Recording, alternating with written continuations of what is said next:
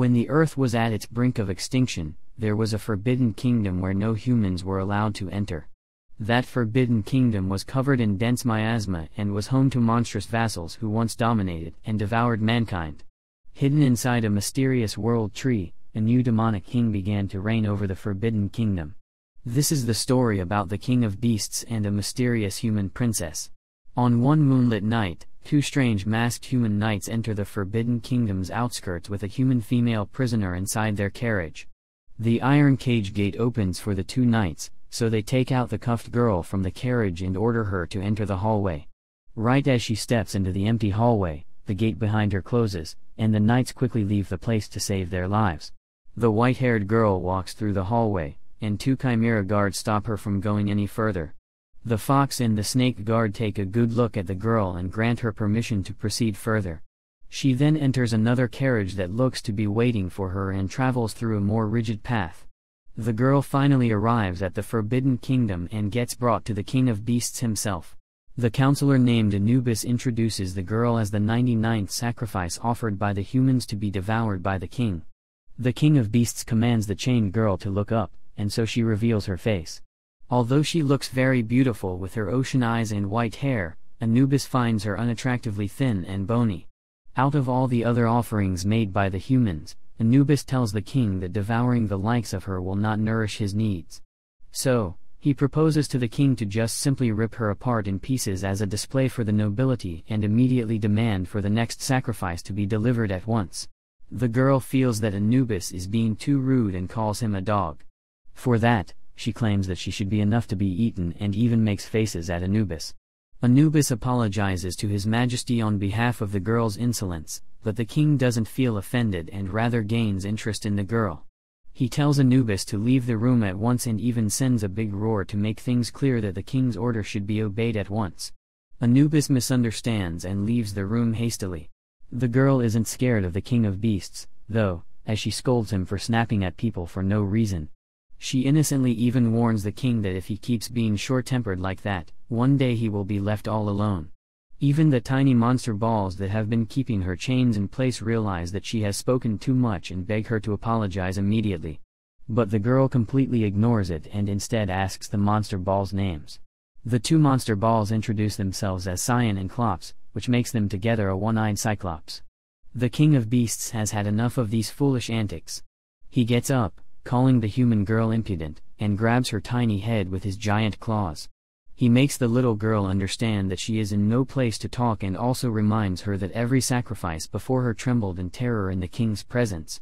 So, if she wants her death to be less agonizing, she should quietly lie down with her face turned toward the ground and beg for mercy. However, the girl isn't scared of the king at all. She even takes this opportunity to touch his paws and dares to call them squishy. The king loses it, so the girl becomes a little serious and explains to him that even if she somehow manages to escape this hellhole, she has no home or family waiting for her. So, she just doesn't mind nor care if the king kills her. The King of Beasts finally empathizes with her and exchanges their names. The girl introduces herself as Seraphai, but the king has no name. He has only the blood running in his veins that proves his royalty to the throne.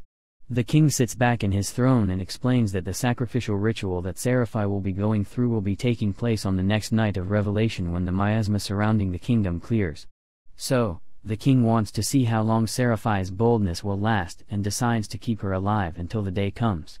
Seraphai has freedom now until the day of her sacrifice, so she takes her time to roam around the palace. However, the Lord's speakers are absolutely unhappy about a human roaming freely in their kingdom and complain to Counselor Anubis. Anubis calms them down by saying that Seraphai is not free at all as she is still in chains. The Wolf Lord speaker demands to know if the king wants to keep the girl as his pet, and the Goblin Lord also expresses how much of a whim the previous king also was. He reveals that 100 years ago, the Great War happened between the beasts and the humans. His late Majesty made peace with the humans and ended the war, but since the beasts had the upper hand in the war, the terms of the truce demanded a sacrifice made by humans. So, the Goblin Lord makes it clear to Anubis that the king cannot go against the terms of the truce because playing games with humans will ultimately leave him vulnerable. Meanwhile, the king sneaks behind Seraphai while she is enjoying the view with Cyan and Clops. He easily carries her on his lap and orders her to return to his chambers at once. They return to his chambers, and then Seraphai explains that she only went outside because she felt bored inside the king's empty chambers. However, the king thinks that his chambers should lack nothing, so Seraphai gives him an idea to add some flowers in the room to brighten things up. The king has no interest in flowers.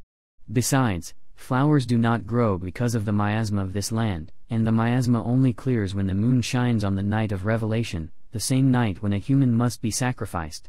Seraphai realizes that the king is no fun, let alone his chambers. The king again warns her not to leave this room nor his sight, as she will be killed if she is seen by others. Seraphai understands that the king is worried about her, so she agrees to stay in his chambers until her death day. But the king again makes it clear that he doesn't care for her and can tear her apart right away. Still, Seraphai isn't afraid of him because she knows of something much scarier.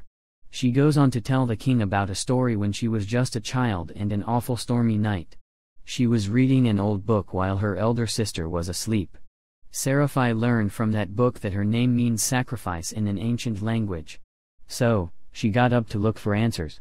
When she left her room, she eavesdropped on her parents saying that she was adopted in this family to be offered as a sacrifice to the Forbidden Kingdom. Discovering that her parents were the actual monsters, it broke her heart and terrified her. However, the king's eyes are nothing like the cold stares of her fake parents, so she isn't scared of him at all. Seraphai knows the king fakes being angry, and that the king also starts pitying her. The king decides to visit an old fortress city called Dogtao alongside his counselor, and Seraphai. Cyanoclops tells her that this city is almost in ruins because it is the nearest to Yona, the human country. So, this place was also heavily affected by the Great War, and the scars are still visible even after 100 years. Seraphai goes upwards to take a look around and sees that below a cliff, there's a city in ruins. The king realizes that Cyanoclops are no help, so he commands them to leave Seraphai alone from now on. The king explains that the town down there is a lawless zone. This lawless town is the hotbed of rebellion because it's the farthest from the palace. Even now, people here often get conflicted with humans. That's why the king is here to stop everyone from shedding needless blood, and the only way to do so is through fear and terror, as it's the most reliable method of all. Seraphai takes a deep look at the king and understands that it must be hard to be the ruler of a kingdom. Meanwhile, Cyanoclops returned to Anubis just to be questioned about the king's location. Klops informs Anubis that the king went to a cliff with Seraphai to take a look at the ruins. Anubis becomes concerned about them, but there's not much that he can do. Seraphai suddenly smells something nice and becomes immediately enticed. She unknowingly starts following the smell and finds a ruin filled with blossomed flowers. The king tells Seraphai that this is the only place where flowers bloom, as there's not much miasma here. Seraphai wonders if that is the reason why the king brought her here. The king nods and tells her that he can't have her wandering around the palace, so this was the only substitute. Seraphai plucks some of the flowers and secretly makes a flower crown out of them while the king is not paying attention. She makes him wear the crown and tells him that he looks adorable. Although the king acts as if he's angry, he actually feels much better thanks to Seraphai. A storm approaches the Forbidden Kingdom, so the king and his subordinates return to the palace. The king tries to remind Seraphai that she will be sacrificed in a few days, but she doesn't let him finish and hugs him tightly in fear of lightning. The king finds it funny that Seraphai doesn't fear beasts yet gets frightened by lightning sounds. The king realizes that Seraphai must have remembered the horrible stormy night when she discovered her parents' true colors. So, he offers her his absurdly large tail to comfort her. Seraphai starts getting too comfortable because of the king's tail and also begins to feel warm.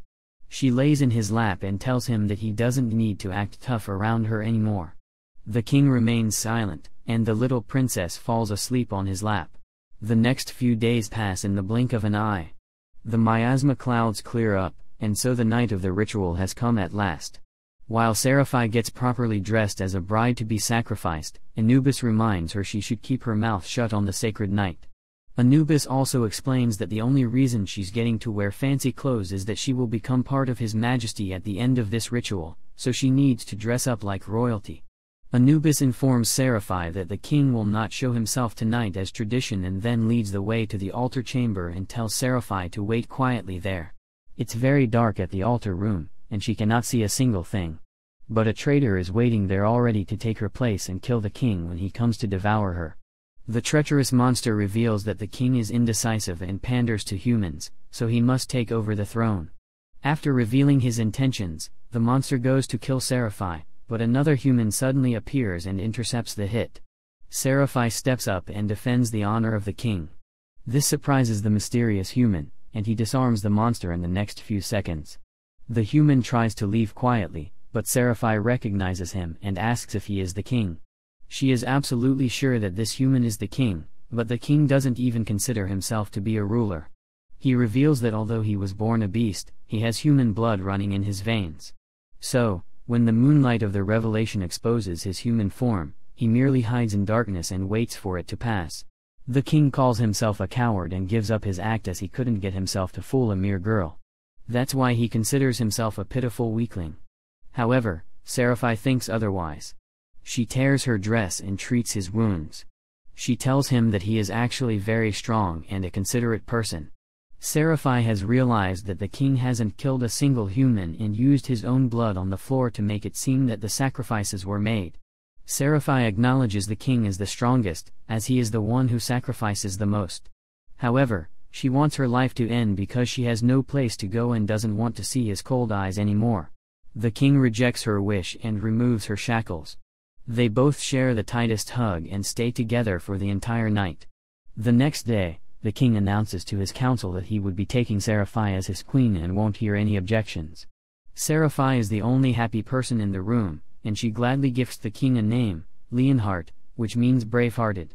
The king, Leonhart, gladly accepts his name, and they happily live